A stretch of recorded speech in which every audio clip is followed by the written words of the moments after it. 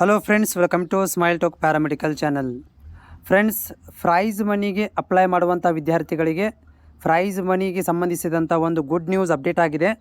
ಮೊದಲು ಏನಿತ್ತಂತಂದರೆ prize money ತೊಗೋಬೇಕಂತಂದರೆ 85 ಅಬೋ ಇದ್ದ ವಿದ್ಯಾರ್ಥಿಗಳಿಗೆ ಮತ್ತು ಫಸ್ಟ್ ಇದರಲ್ಲಿ ಚಾನ್ಸಲ್ಲಿ ಪಾಸಾಗಿರುವಂಥ ವಿದ್ಯಾರ್ಥಿಗಳಿಗೆ ಮಾತ್ರ ಒಂದು ಚಾನ್ಸಸ್ ಇತ್ತು. ಆದರೆ ಈ ವರ್ಷದಿಂದ ಒಂದು ಗುಡ್ ನ್ಯೂಸ್ ಅಂತ ಹೇಳ್ಬೋದು. ಈ ವರ್ಷದಿಂದ ಎಲ್ಲ ವಿದ್ಯಾರ್ಥಿಗಳಿಗೆ ಪ್ರೈಸ್ ಮನಿಯನ್ನು ಕೊಡಲಾಗುತ್ತೆ. ಅಂದರೆ ಏನು ಒಂದು ರಿಸ್ಟ್ರಿಕ್ಷನನ್ನು ಹೇರಲಾಗಿತ್ತು ವಿದ್ಯಾರ್ಥಿಗಳಿಗೆ 85 ಅಬೋ ಇದ್ದರೆ ಮಾತ್ರ ಬರುತ್ತೆ ಅಂತ ಈ ರೀತಿಯಾಗಿತ್ತು. ಅಂಥ ವಿದ್ಯಾರ್ಥಿಗಳ ಒಂದು ಕಂಡೀಷನನ್ನು ತೆಗೆಯಲಾಗಿದೆ. ಅದರ ಬಗ್ಗೆ ಸಮಾಜ ಕಲ್ಯಾಣ ಇಲಾಖೆಯಿಂದ ಅಧಿಕೃತ ಮಾಹಿತಿ ಬಂದಿದೆ. ಮಾಹಿತಿಯನ್ನು ಕೊಡ್ತೀನಿ, ವಿಡಿಯೋ ಪೂರ್ತಿಯಾಗಿ ನೋಡಿ. ಅದರ ಜೊತೆಗೆ ನಮ್ಮ ಚಾನಲ್ಗೆ ನೀವು ಹೊಸಬರಾಗಿದ್ದರೆ ಚಾನಲನ್ನು ಸಬ್ಸ್ಕ್ರೈಬ್ ಮಾಡ್ಕೊಂಡು ಸಪೋರ್ಟನ್ನು ಕೂಡ ಮಾಡೋದನ್ನು ಮರಿಬೇಡಿ.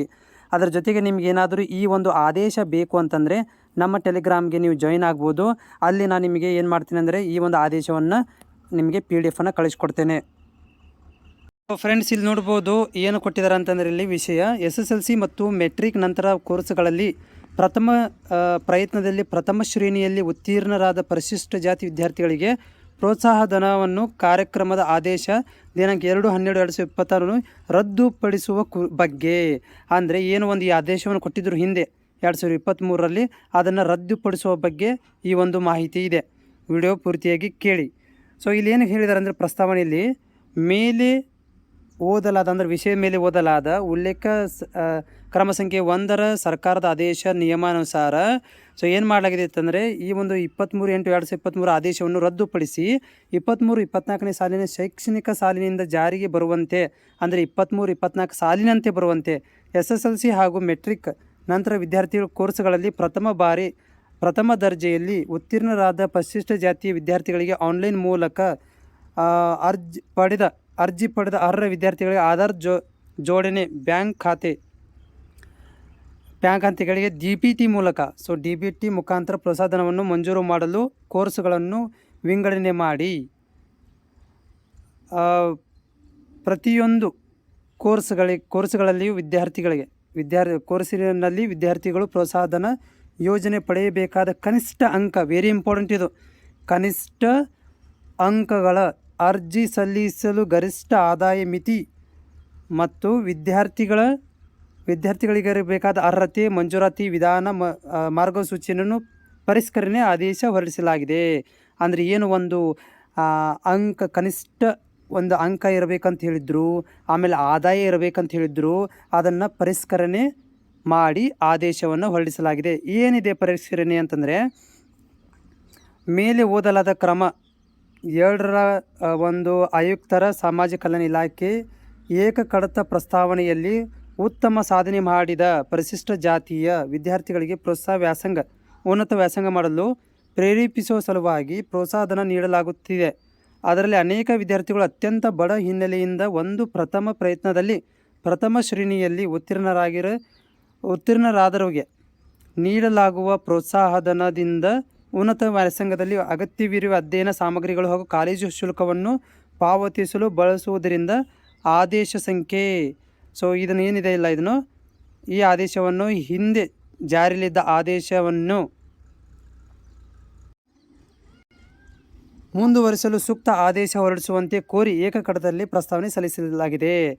ಇಲ್ಲಿ ಏನಿದೆ ಪ್ರಸ್ತಾವನೆ ಏನಂತಾರೆ ಫೈನಲ್ ಅಲ್ಲೇನು ಹೇಳಿದಾರೆ ಅಂದರೆ ಮೇಲ್ಗಡೆಯಿಂದ ನಾವು ಏನು ಒಂದು 2022-23ರಲ್ಲಿ ಒಂದು ಜಾರಿಗೆ ತಂದಿದ್ವಿ, ಅವುಗಳನ್ನು ಭಾಳ ಬಡ ವಿದ್ಯಾರ್ಥಿಗಳಿಗೆ ಏನಾಗ್ತಾಯಿತ್ತು, ಒಂದೇ ಸಲ ಪಾಸ್ ಆಗಬೇಕು, ಹೆಚ್ಚಿಗೆ ಪರ್ಸೆಂಟೇಜ್ ತೊಗೊಂಡಿರಬೇಕು, ಇಷ್ಟೇ ಏನಿರಬೇಕು ಇನ್ಕಮ್ ಇರಬೇಕು ಅಂತ ನಾವೇನೋ ಒಂದು ಪ್ರಸ್ತಾವನೆಯನ್ನು ಮಾಡಿದ್ವಿ ಮೊದಲು, ಅದನ್ನು ಬದಲಾವಣೆ ಮಾಡಿದ್ದೇವೆ ಅಂತ ಹೇಳ್ತೀವಿ. ಏನು ಬದಲಾವಣೆ ಮಾಡಿದರೆ ಇಲ್ಲಿದೆ ನೋಡಿರಿ, ವೆರಿ ಇಂಪಾರ್ಟೆಂಟ್ ಇದು.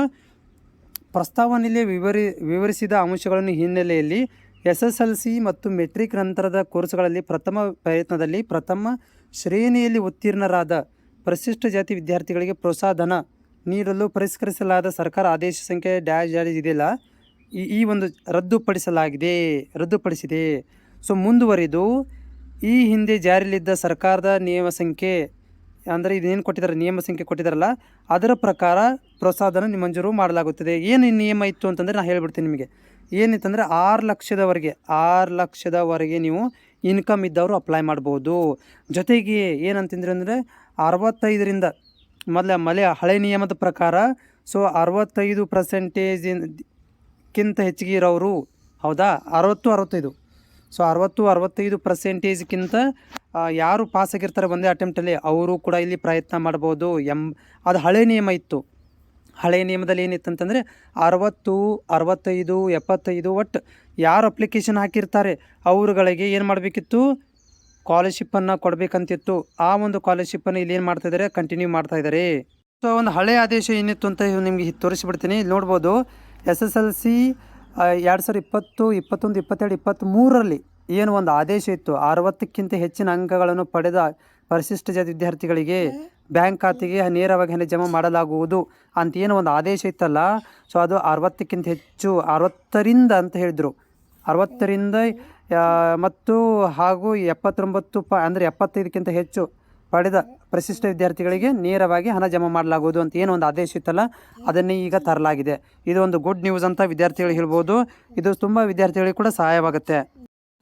ಫ್ರೆಂಡ್ಸ್, ಮುಂದಿನ ಒಂದು ಅಪ್ಡೇಟ್ಗಾಗಿ ನಮ್ಮ ಚಾನಲ್ನ ಸಬ್ಸ್ಕ್ರೈಬ್ ಮಾಡಿಕೊಳ್ಳ್ರಿ. ಪ್ರೈಸ್ ಮನಿ ಬಗ್ಗೆ ಅತಿ ಬೇಗನೆ ನಿಮಗೆ ಇನ್ನೊಂದು ಗುಡ್ ನ್ಯೂಸನ್ನು ಕೂಡ ನಾನು ನಿಮಗೆ ಮಾಹಿತಿನ ಪಡ್ಕೊಂಡು ಅಪ್ಡೇಟ್ ಮಾಡ್ತೇನೆ.